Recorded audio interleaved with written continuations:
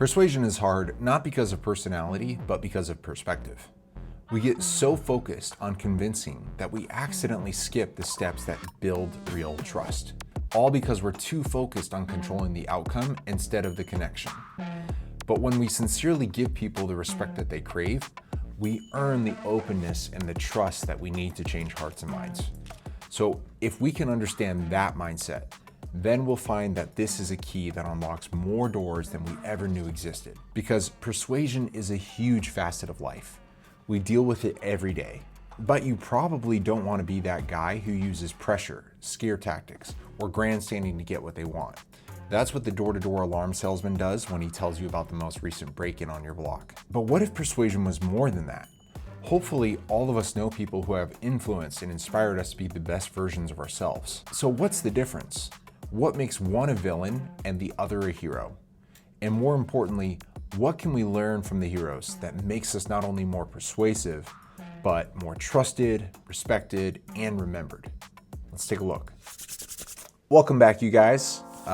First of all, I need to come clean because I'm sure that a lot of us have seen sales, persuasion, manipulation, all kind of in that same vein. And it took a long time for me to overcome that mindset. And the moment I did was when things started to open up for me. And so I want to share this mindset with you guys in hopes that it shortens your learning curve and really makes a positive difference both in your relationships and also in your life financially. I think it's a pretty fair statement to say that, at least among introverts, none of us really want to be that guy who's the manipulative jerk or the arrogant ass who just can't see past himself. Do you really believe your own hype that much? I am the hype!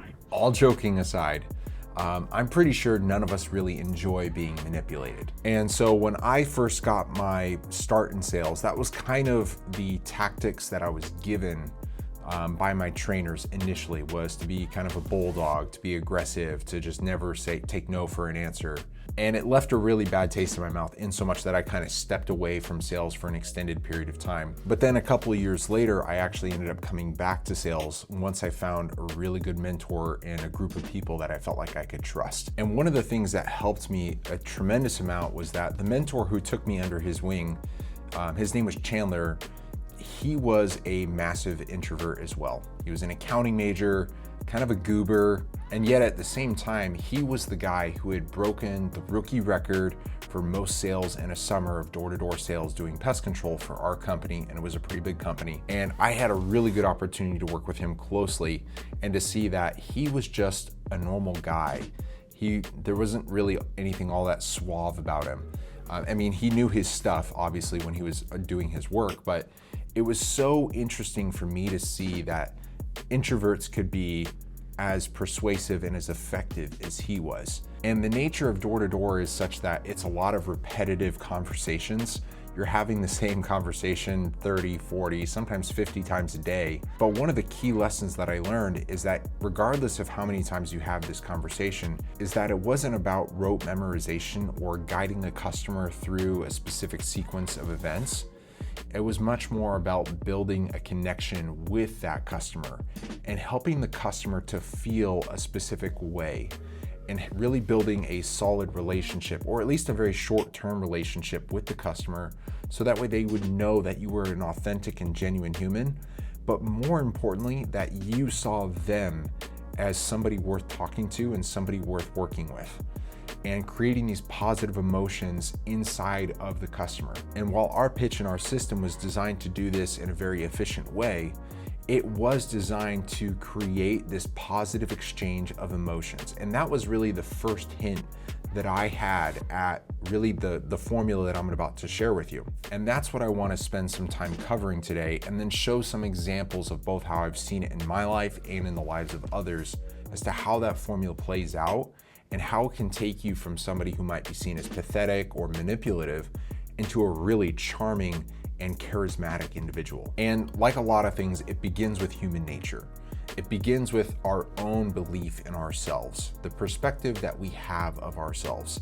And we all share these three core common elements that make up our self-opinion. And whether we like it or not, most of us are constantly seeking validation on these three core points.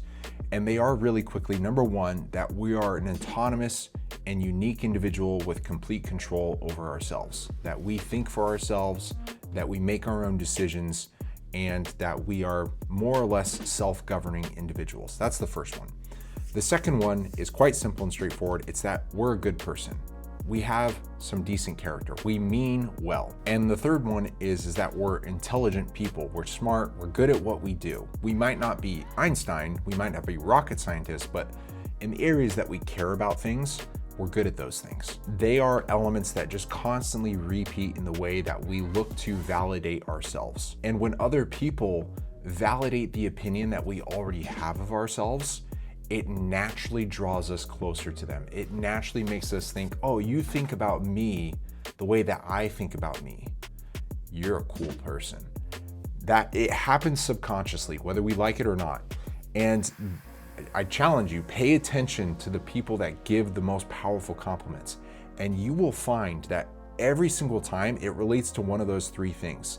That relates to this person's respect to that other person for just being in command of themselves. Or it's a compliment on their character, their attitude, their integrity, something of that nature. Or it's a tremendous amount of respect towards their skill, their profession, how smart and intelligent they are. And especially if those comments are sincere, they always hit home. It doesn't necessarily need to be accurate, but it does need to be sincere. People can smell when you're just brown nosing.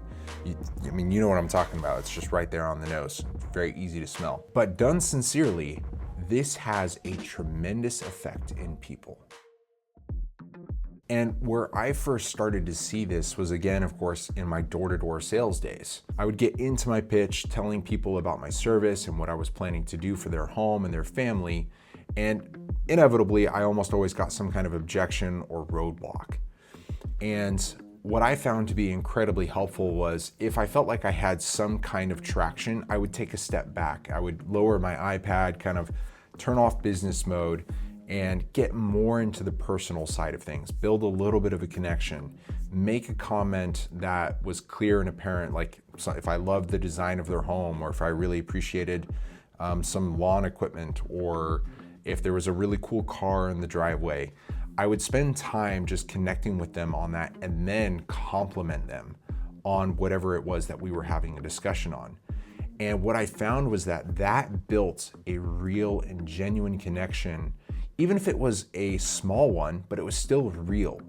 And it let people know that I was an actual human being. And then I was able to kind of circle back around and go back into my presentation as to what I could do to help them.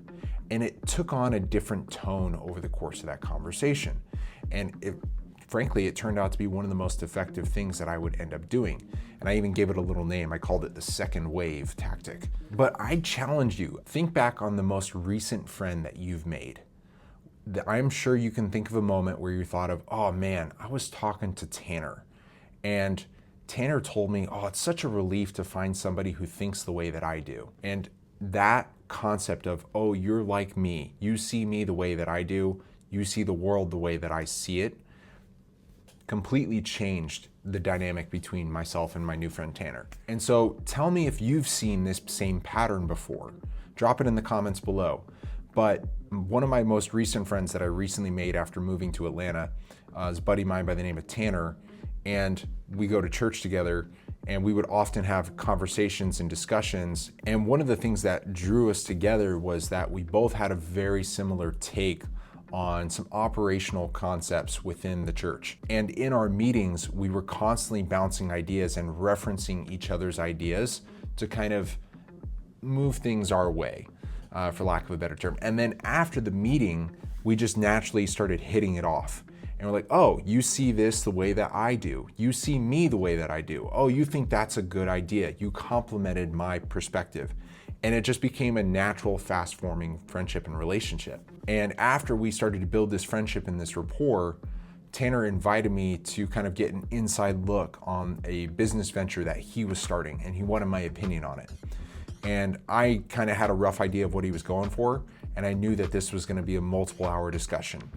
And frankly, I don't have that kind of free time. And so most of the time I would turn people down. I would shut them down. No, I've got to focus. I've got other things I need to take care of. But because it was Tanner, I was a little bit more willing to hear him out. And so we were able to figure out a time that was a little more convenient, but we still ended up spending a couple of hours together, and he pinged ideas off me and I was able to give him some good feedback and was able to provide him with a few references to people who would be able to get him closer to his goals. But for most people, I would not have done that.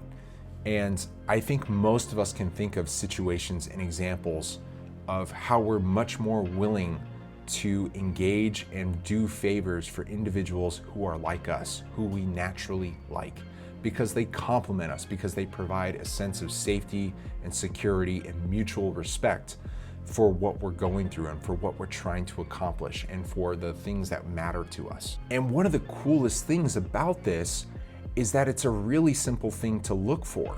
All we have to do is look for the best in people and make a specific comment about it and appreciate them for who they are and what they do. And what you'll find is that as you do that, you naturally upgrade your charmingness. People appreciate being appreciated. That in and of itself is something of value. And because you're actually sincerely looking for the best in them, and you're validating the best in them, and you're inspiring the best in them, then that is what makes you a true friend. And so many of us forget the role that friendships play in the hero's journey. So many of us forget that Luke could not have defeated the Empire without Han Solo and without Leia. We all need our friends to support us. We all need that camaraderie. And what you find is that as you're able to inspire and look for the best in others, they will do the same. And it becomes this positive, virtuous cycle of personal development and mutual support. And this gratitude plays a role in sustaining both the relationship and in sustaining yourself. And so I challenge you to look for these three things within people, to see what are the things that make them self-driven, and to compliment them on those things, to see what are the positive elements of their character, what's their positive intent, and to compliment them on that sincerely. And then also to point out just people's natural strengths and skills, and watch how quickly you develop friends. And it's a lesson that honestly I wish I had learned sooner, and that I wish I did more regularly without conscious thought. I'm still getting better at it. And so I share this as a way of saying, take advantage of it while you can. This is a simple, easy thing. And just by simply flipping the switch of looking for the best in people and making that your mindset opens so many doors and can completely transform the way that other people see you, from either a pathetic asshole or an awkward idiot to someone who is naturally charming and engaging and somebody that they want to have around them. And if content like this is helpful, I love addressing these mental mindset types of things. Please let me know what are the things that you're struggling with in the comments, because these are things that I've had to figure out on my own personal journey. If I could poke fun at myself for just a second, I was the quintessential Hermione Granger, where there was never a problem that I couldn't find in a book. And so whenever I had an issue, whenever I had a question, it was typically to the library that I would go to go find the answer. And so if there are things that you're looking for, I would love to be that resource. I'd love to find out how I can help you. Please let me know in the comments below. And in the meantime, go ahead and hit like, subscribe, all the things that YouTubers usually say. So